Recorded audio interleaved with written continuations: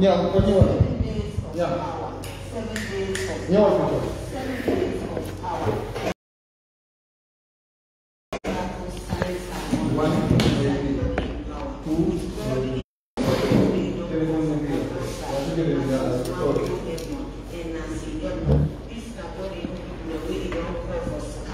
they have a promise. They want you to listen. In marriage, you get bad luck and any two way put up and not the better. You dey work like an elephant and eat like an ant. You dey get bad dream and net. When the opportunity don't cancel, all the things that we get for happen, all them do not maybe don't lock, it will open. Then one day we get sweat, God will wake up. All the one that we sick will mend. Then one we get Satan inside them, it will come out. And God will do it. And cancel himself and it will to a blessing and them. The place where all this will happen and new life for the children, the end of Pakote Fish Market, anytime na 7 p.m. daily. The date na Monday the 27th of September, so Sunday the 3rd of October. No miss people, you miracle now. God said this na a word in Hebrews 13 verse 8. Jesus na the same yesterday, today, and today. Give me the last one.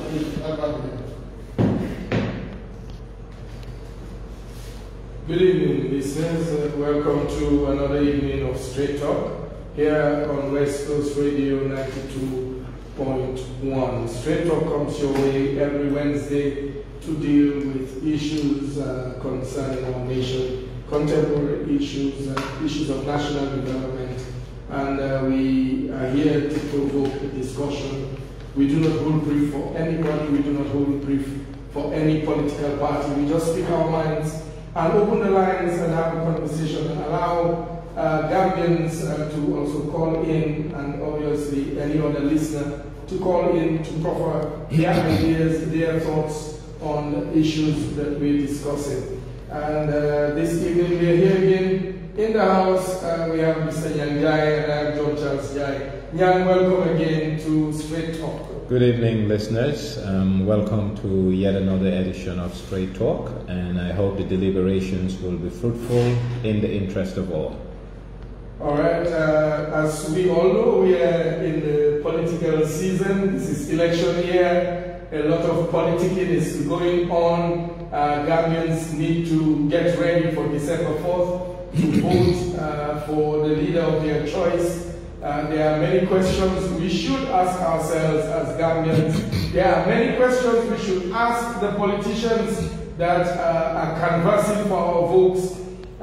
Please don't be deceived, don't be carried away. Take time to think, take time to make a decision, and your decision and your vote is obviously your own. And you know, elections are a time where we are all equal as Gambians. It doesn't matter who is a minister, who is a parliamentarian, who is president.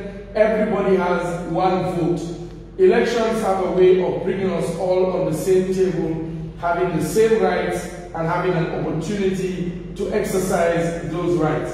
Mr. Jai, I want to begin the discussion today by asking the question, do we as a people, do we as Gambians trust and hope too much on the political class for our destiny, for our future? And do we have too high expectations from the people we lead? Because the reason I'm asking this question, you'll find out in countries in Africa, no matter where you go in the world, there are people that in spite of everything in the environment, they thrive, their businesses succeed, they break the glass ceilings and become who they are. Is it that we pay too much attention on government, and what should be the role of government? Because it is important that we ask ourselves this question and also bring the conversation so that people will see the importance of voting and why there is so much noise when we come around during elections. But have we placed too much of a demand or an expectation or hope on the people that lead us, on government and on our political leaders? Thanks once again, Mr. NJIE. But before I delve into that question, I want to bring up front the plight of the people of Banjul, especially that of Tobacco Road. Drainage has always been a major problem for Banjul, and this is nothing new. Nothing to do with this government, nothing to do with the previous government or that of Jawara's government. It's just the topography of Banjul. It's a low-lying area. Having said that, the Ring Canal of Banjul served as a major conduit to evacuate water from the low-lying city, especially within the residential area, into the wetlands via what we call Parmasim or Bukis. What has happened over the past few days, we've seen inundation, and this inundation was caused by heavy downpour. What sense will it make to concrete roads, fix sewers, without fixing first the evacuation system that evacuates water out of the city? It defies logic, and I think the government owe the people of Banjul an answer, for the simple reason we are talking about malaria, we're talking about cholera, and now we have seen the outbreak or presence of crocodiles around the National Library and Tobacco Road. And that's not good for the inhabitants of that area. And it has become a public safety issue and a public health issue. And I do hope the government understands that the lives of the people who live in Banjul is not meant for politics, where you concrete roads and think that that is development. Development is comprehensive. And evacuating the water out of the city of Banjul, it's also a need and a necessity for the residents.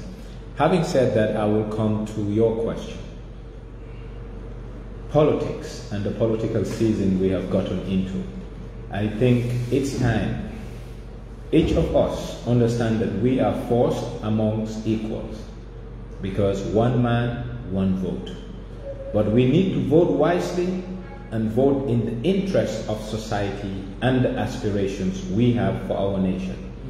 Having said that, I think we should vote on a scorecard. What is a scorecard?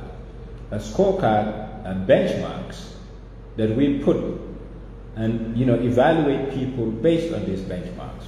For instance, why did we vote Yahya Jammeh out of office? We voted Yahya Jammeh out of office because we wanted to end impunity. We wanted to create stronger institutions and weaker men, thereby having a better constitution. We wanted reparations, meaning we want to fix the problems of the past and give people justice for what has been done to them. We wanted accountability, especially for economic atrocities against the state. These were the major benchmarks we've set. Are these issues addressed? The answer is no. Yesterday I watched a video from the Ministry of Works on YouTube about the infrastructure projects embarked by this government. They were touting that they have done more infrastructure work, especially road works, than the two previous administrations combined. And the opening of this documentary, the president loud and clear said, "I came into office in 2016 with the purpose of making sure that the infrastructure gap of this country is fixed." For him, that was his major purpose, and that was his preamble.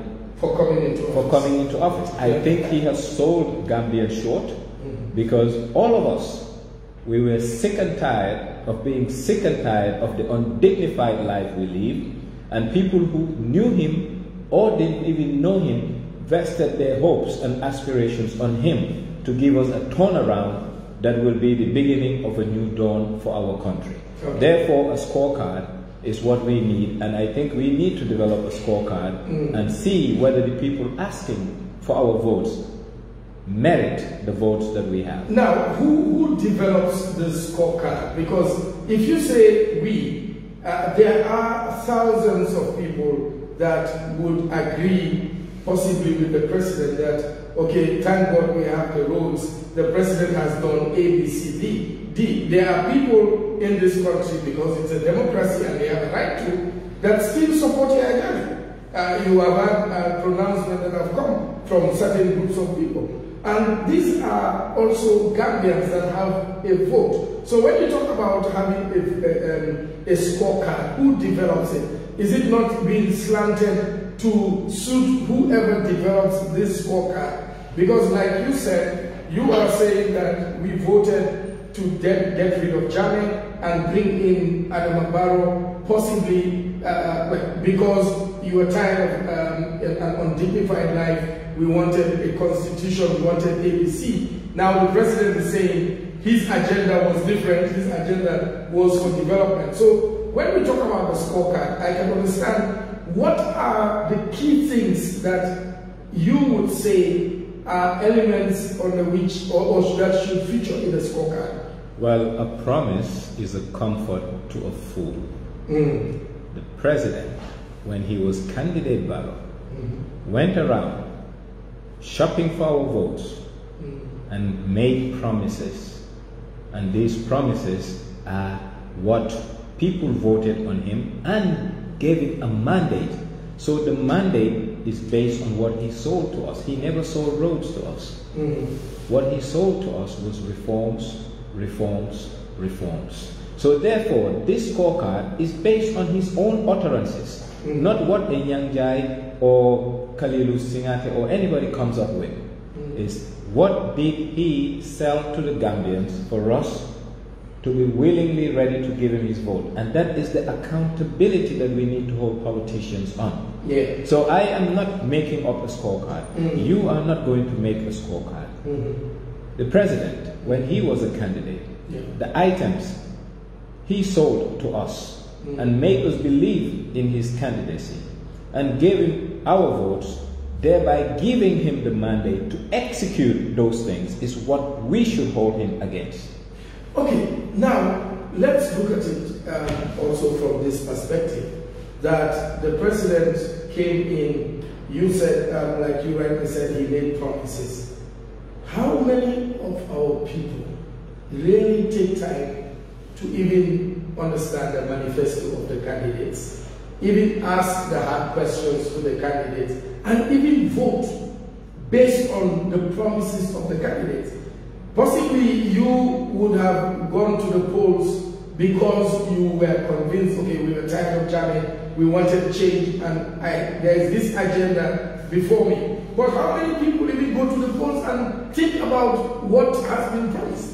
Because we know in Africa there are all kinds of alliances and support based on whether it's tribe, whether it's religion, whether he's coming from my region. So it doesn't matter what nonsense he says or sense he says, I'm just going to vote for him notwithstanding. Messenger, a promise is a promise, and it's a promise. Whether one person out of 800,000 people that went to the vote understood, because there's what you call caveat emptor, buyer beware. Is the responsibility of the voter to decipher what the politician is putting out there. If the voter doesn't understand, it's something else. But even if one voter understands, the duty of the politician to execute is still an onus on him. Therefore, I believe, like the Wallace will say, President Barrow wachana andam digantem ak nit ñi. Dafa joxe kàddoom, and I'm not even talking about the 3-year thing. I am not bothered about that because of the constitution. It lacks constitutional merit. But the institutional reforms, civil service reforms, security sector reforms, you know, dealing with issues of human rights abuses, dealing with issues of economic abuses, you know, he owed it to us. Yeah. Whether only 10 out of 800,000 people understood, he agreed to it. Yeah. And I think that agreement is the mandate that he has to execute his work. And he has not only failed on that mandate, but he has reneged on an obligation, and that's the contract he has with the people. Okay. We say that the president or our leaders come from amongst us. And sometimes the traits, the character that we have as a people is what we see magnified or being exemplified or being manifested in our leaders. Today I read somebody said something, and I want to look at the crux of the matter in it. It has to do with sports. The person was doing a review or an analysis and talked about when we won, I think this is the African Youth Championship some years ago. But he said that until our football authorities stop age cheating, we will continue to have the problems we are having. What I'm trying to bring out here, as a nation, almost everybody that was supporting our under-17 knew that the under-17, age-wise, they were not under-17. But we accepted it as a nation, celebrated the victory under deception. So are we not a people that just thrive on deception? And that's why our leaders are taking advantage of us. They could say one thing, a president could say when you are campaigning you could say anything. Is it not just based on the fact that we are a people that love to be deceived and also love to deceive others? Well, you've said two things. One is structural in nature, i.e. the deficiency and the defect in the Gambian psyche, personality and trait. Mm-hmm. Our societal norms and values have degraded to the point where Nyakajong has become the norm. Yeah. Ngor, Tumurankenafi. Yeah. But my grandfather of blessed memory, NYANG,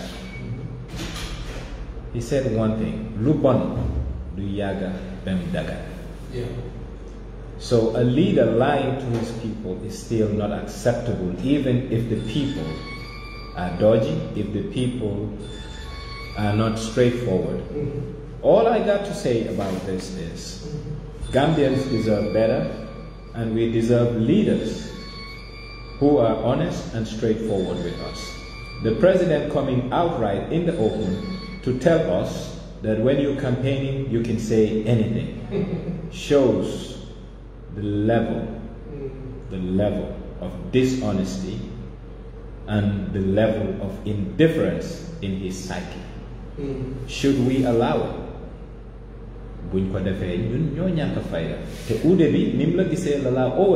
So it's high time the people of this country up their game and change the benchmark and standards. So what happens after December 4th and the president wins? What message, what would you conclude as a Gambian?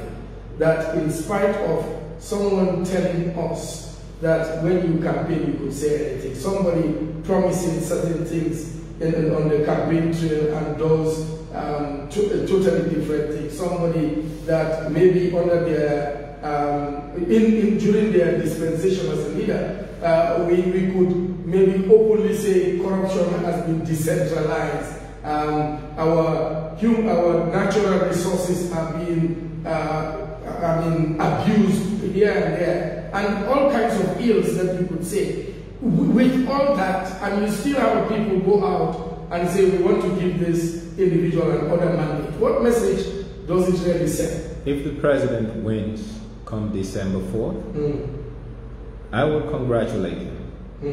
But after congratulating him, I will say that every people get the government they deserve. You've been saying that. No, honestly, it's a fact. I will congratulate him because that's democracy. I want the president and his men to understand that this is not personal, but it's a battle of ideas, morality, and righteousness. On the issue of ideas, he is bankrupt. He doesn't have what it takes to take this country forward. Not that he doesn't want to. He lacks it.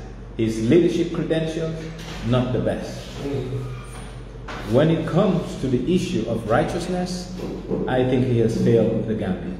But if the Gambian believes he is what's best, that's democracy. It's a messy arrangement. Therefore, I will congratulate him. But after congratulating him, I will say to the Gambians, this is what we collectively deserve.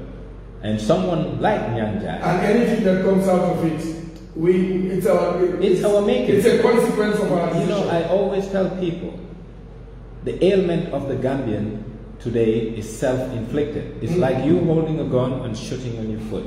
So definitely, our predicament, where we find ourselves, forget about colonialism, forget about other people doing anything to us. It's we, the Gambian, who are Gambia's worst enemy.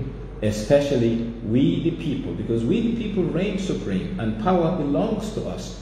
But unfortunately, because of moral decadence, because of poverty, and because of lack of consciousness, we have imprisoned ourselves into a predicament that will not bring us prosperity, nor will it bring us dignity.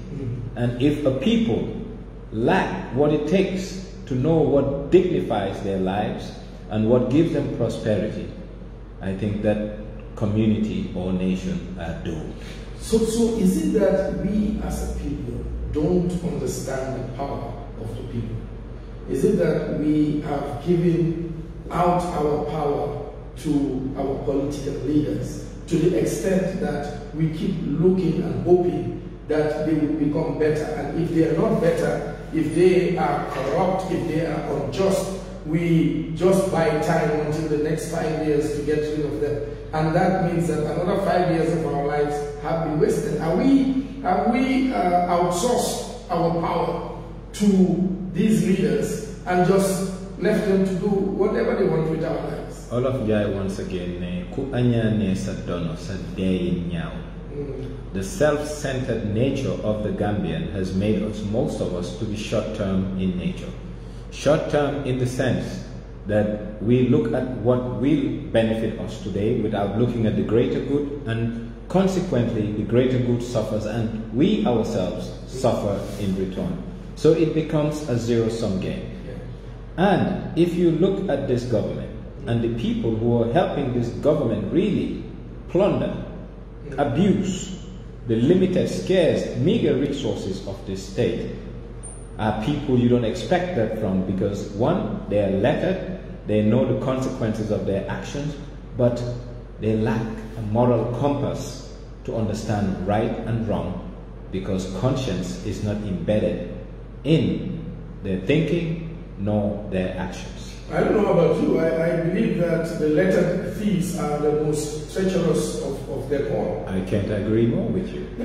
When we look at our country, what can the people do as we wait for governments to change, as we face elections, National Assembly elections or presidential elections?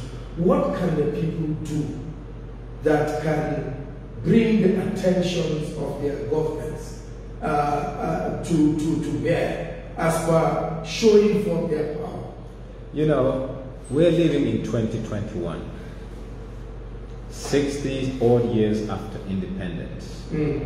A generation of Gambians who we all assume have had an opportunity to go to school. A generation of Gambians who happen to have global exposure either through digital media or physically traveling to places that our grandparents didn't go to. But unfortunately, our grandparents were more dignified than us, were more country-loving than us, and were more focused on nation building than us. Why? They believed. With us, we don't have a belief. What we have is a need.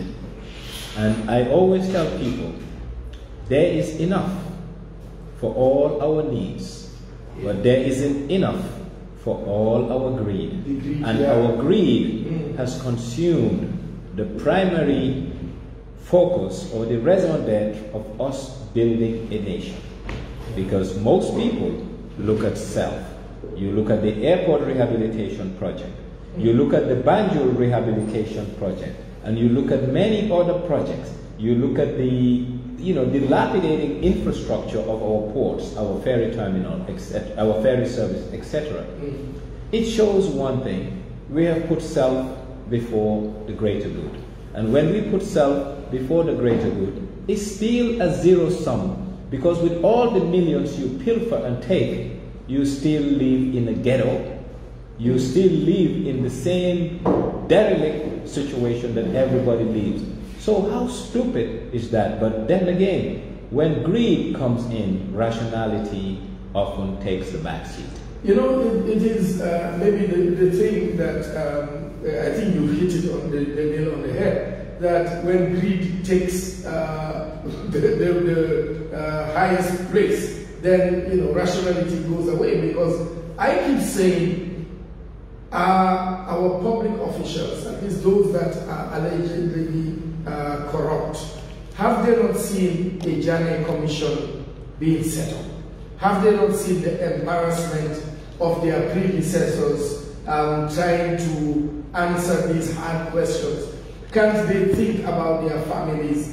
Can't they think about the shame they would bring upon themselves, upon their families, when the day of accountability comes? Because no matter how long it takes, there is a day of accountability. There is a day that you will be called to account for your deeds. So this greed has a day it will end. Whether we like it or not, there will be a change of government, whether it's 2016 or 2021 or 2026 or 2032 or 2031 or whatever. But there is going to be change someday, and there is no permanent situation. So things can change. They could be sacked. Investigations can go on. What is it about this greed that can so block people's eyes that you cannot think that there is a tomorrow? Well, once again, my uncle of blessed memory, Professor Dr. Suleiman Yang of Howard University, once said to me in Wolof, ñàkk jom ak maa tey buñ juree doom xay rek la indil askan bi. And ñàkk jom ak maa tey has really taken over the day in the Gambia, and a lot of people don't believe in a tomorrow. A lot of people believe whatever situation they put themselves in, they can wiggle themselves out of. Yeah. And hence the rubber culture that is really taking root in our society. And these are the problems of the Gambian, and that's why I always say we cannot build a new Gambia without a new Gambian. Our social construct need to change, whereby the imams will once again start being imams and know that Itaqullah, be scared of God, and know that He is the one they should answer to, not a mere mortal like them who sleeps, eat, cry, and laugh. What has happened? The people that should redeem us, our clergy, has all sold themselves to the highest bidder, unfortunately, especially the Muslim clergy.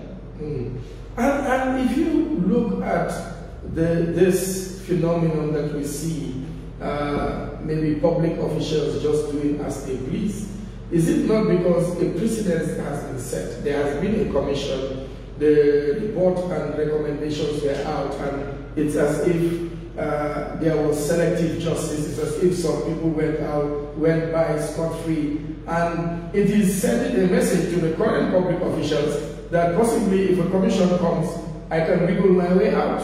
That's too far. Today I saw a clip from the horse's mouth, the President of the Republic, that the government of this nation has procured over $500 million worth of fertilizer.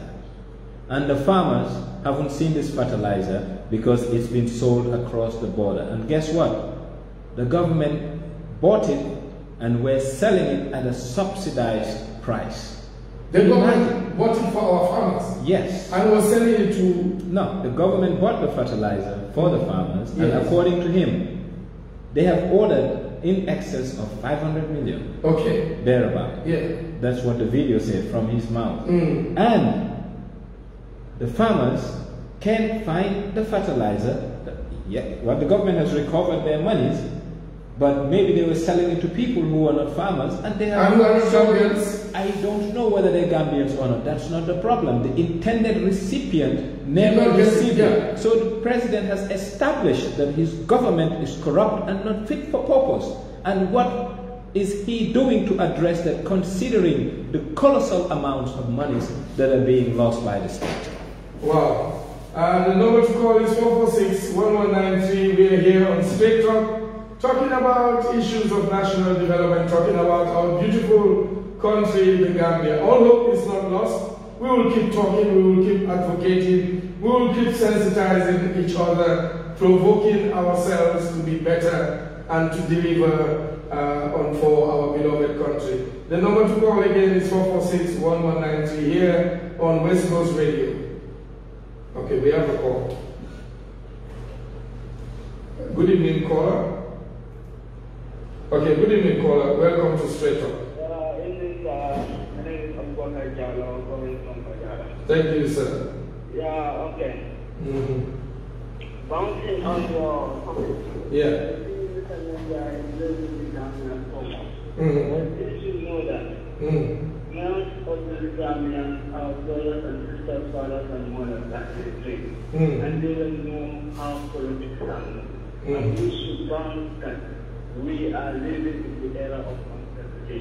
Our people to live suddenly themselves to their leaders.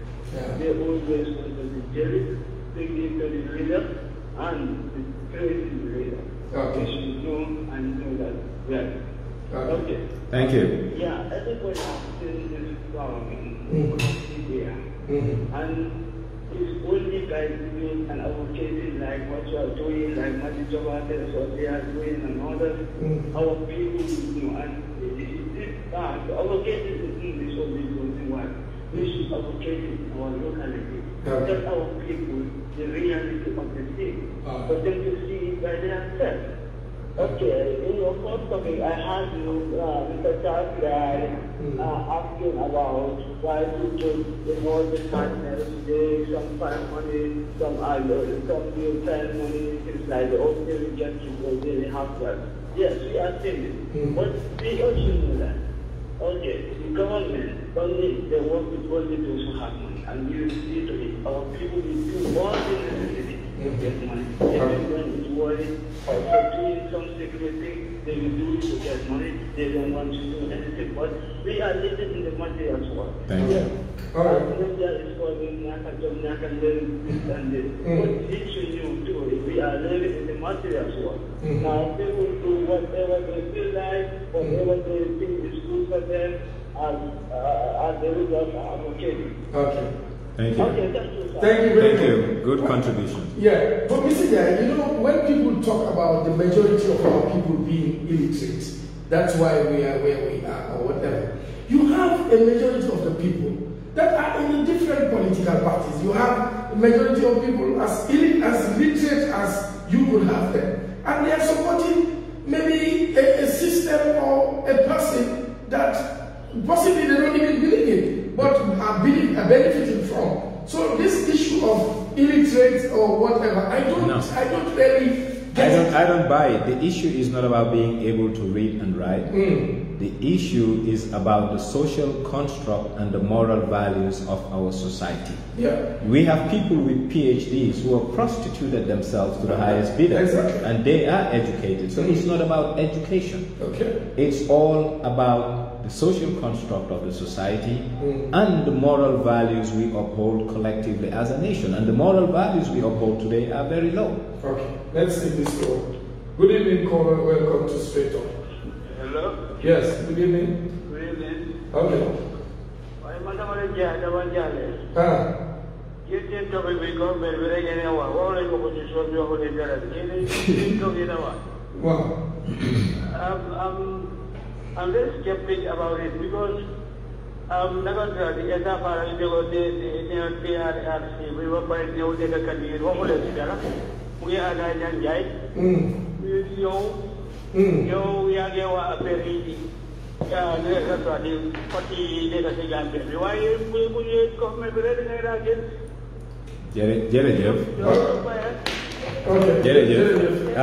jërëjëf dégg nañ sa wax waaye da nga war a xam ñaari yëf ku boot bukki xaj boobu la ñun liñ moom as an askan tey ñan lañ ko dénka ñi amee lenge yi kon benn su fekkee ne dañoo wax si foog naa ñooñu lañ gën a mun a wax di te ñoom lañ dénka suñ dapaasi kër ak suñ dapaasi dëkka tey benn ñaareel xëj na nekkuloo di ñu toppa waaye wax nañ ci affaire yi Essa Faal te wax nañ ci lan mooy suñ xalaat ñun li toogaluñ fii pour nekk a mouthpiece for anybody dañ fi nekka pour li nga xam ne mooy lëmbe dëkk bi te soo dégloo tey suñ show bi sax waxuñ ni government bi di xalaatee dañoo ne ni Gambien bi mel tey kon nag baax na booy déglu nga dégloo xel te bul dégloo xol te baax na tamit ñiy kool ñu kool pour yokk waxtaan bi rather than wàññi ko ndi te loolu jógloo wuñu. And again, to add to that, the program is always open. I keep saying I love to hear the other side. We've invited people that support the NPP, support President Barrow. Not only that, government officials, GRA officials. And it is also open for anybody to call. We don't censor the calls. If you support President Barrow, you could call and tell us why you support him. So, or whatever. We don't hold grief for anybody. Thank you. Hello. Yes. Hello, sir. Maaleykum salaam.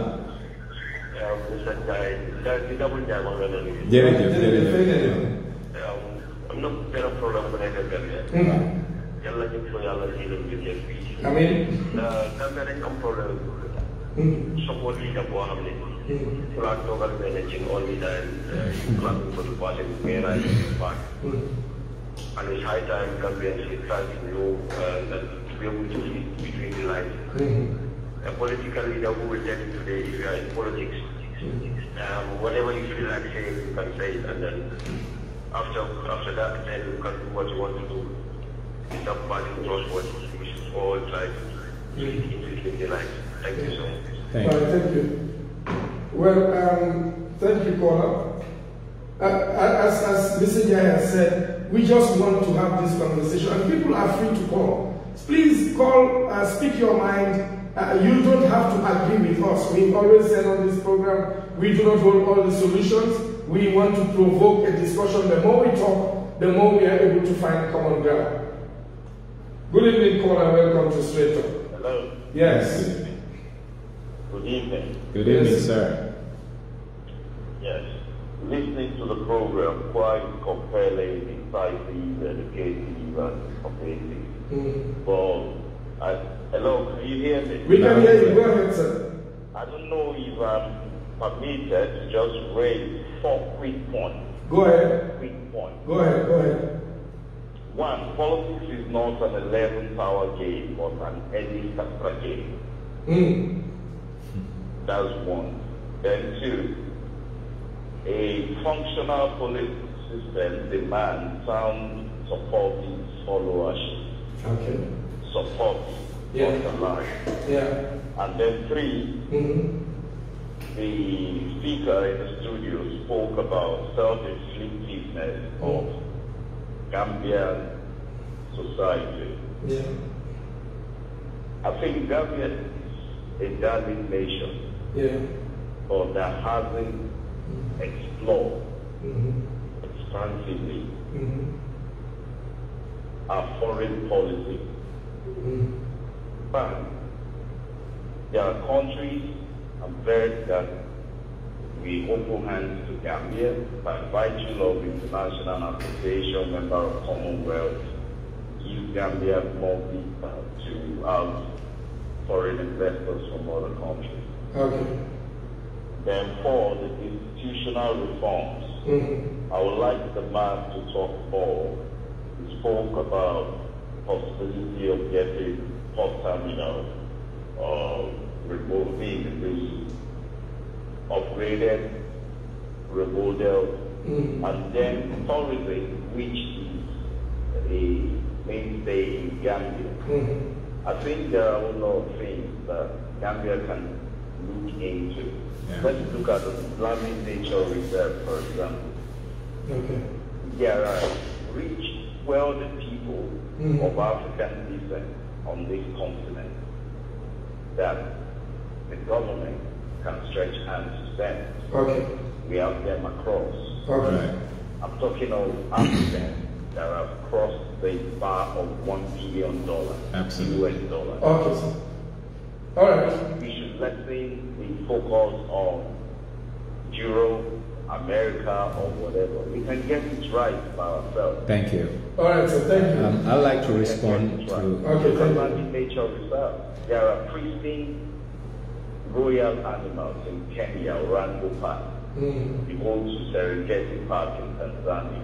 Okay, sir. All right. Cautions could be made, could be fostered in those countries. Thank you. Okay, sir. Nature reserve could be turned to a world-class standard. All right. Okay. Well noted. Thank you, sir. Well noted, sir. Your points are well noted, and I think your contributions are valid. You asked about the port system. What we believe today, goods coming to Gambia are quite expensive because of the inefficiency of our port and the turnaround time of our port.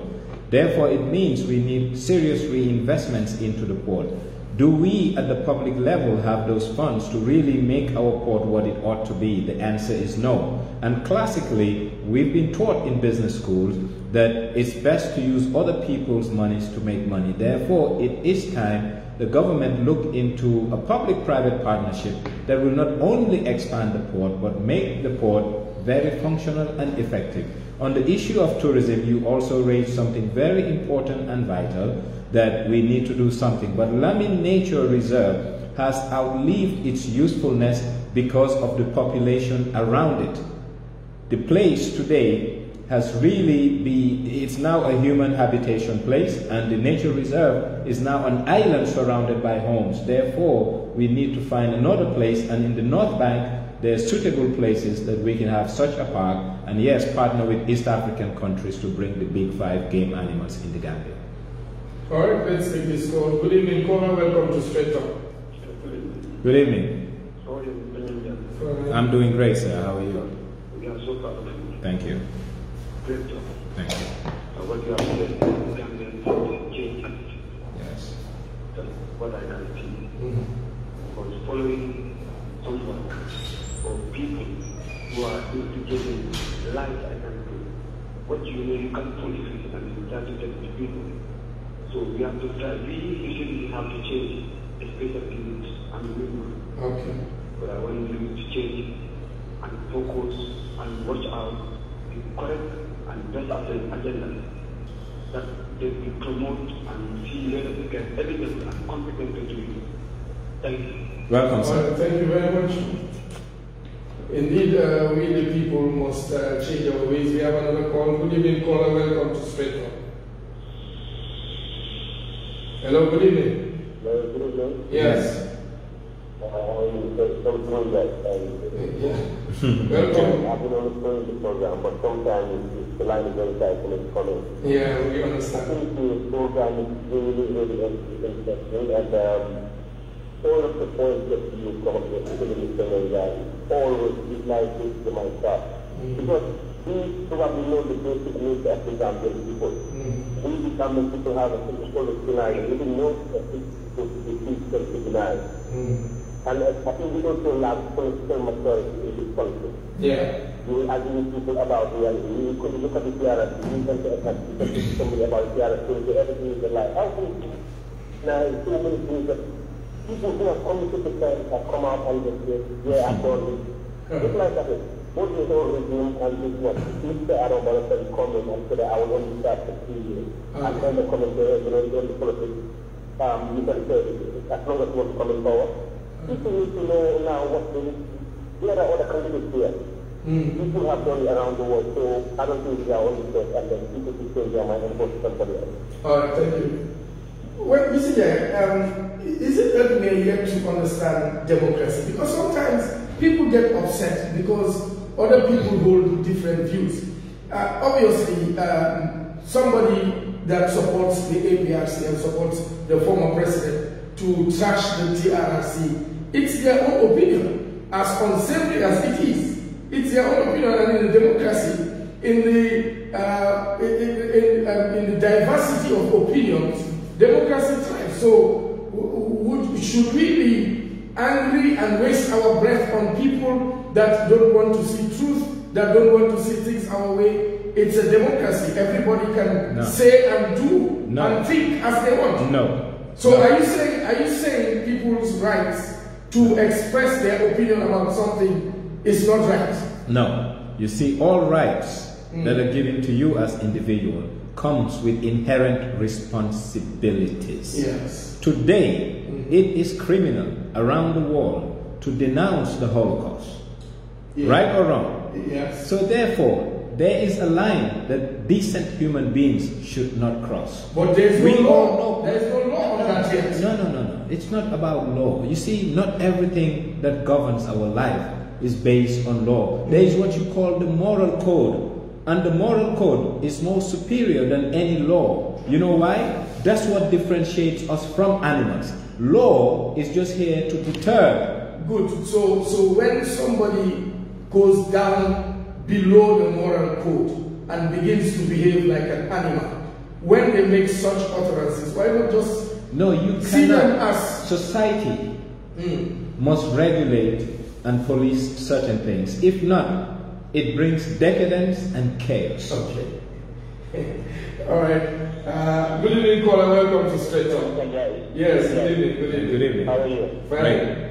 See, for me, I do have a very extreme view on what John Joy said. When people to be angry about people expressing their opinion. For me, in my personal opinion, you should not be arrogant. And you should be very far allowing everybody to express your opinion. As the segment said, I may not agree or may not like what you are saying, but I should be able to defend with my life your right to say. Yes. Now, if anybody threatens that, we should be able to polite about it.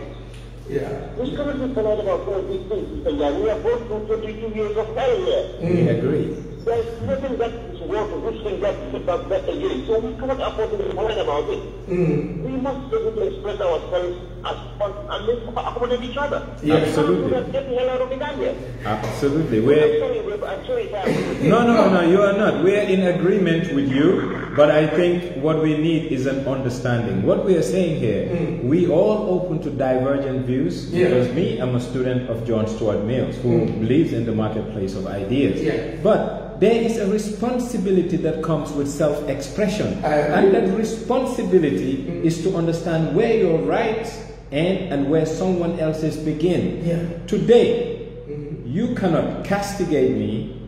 Let's say I am black. Yes. You are white, neo-Nazi. I'm inside a public transport. You cannot say certain things to me. Yeah. Because I have rights that you should not infringe on. Just like the TRRC. If you don't believe in it, it's your personal belief. Yeah. But you cannot, especially if it's through an organization, an institution, or a party, that we don't believe that atrocities happen in the Gambia. But is that not why then you would have to legislate to say, like you're talking about the Holocaust, that in some places you cannot deny it? Rwanda. It's even, yes. So until you have laws, people can be free, and that is why maybe you could say, going ahead maybe with the recommendations of the TRC, possibly there should be some laws in place so that people who are going below the mark, people who have lost their humanity as it is, then the law would be able to deal with them. I quite agree with you, and I hope so, because what we're seeing right now, it's a bit worrisome and scary. So let's hope better days come. All right, Mr. Jai, your last words. We have 2 minutes to go. Your last words before we end this program. Well, I just want to tell people that we don't have monopoly of ideas, and since we came on this platform 4 years ago, going 5, we're here with the best interest of society. No one sponsors us. We're under nobody's control, and we are here for the sake of Gambia, and for Gambia with love, we'll continue to be here.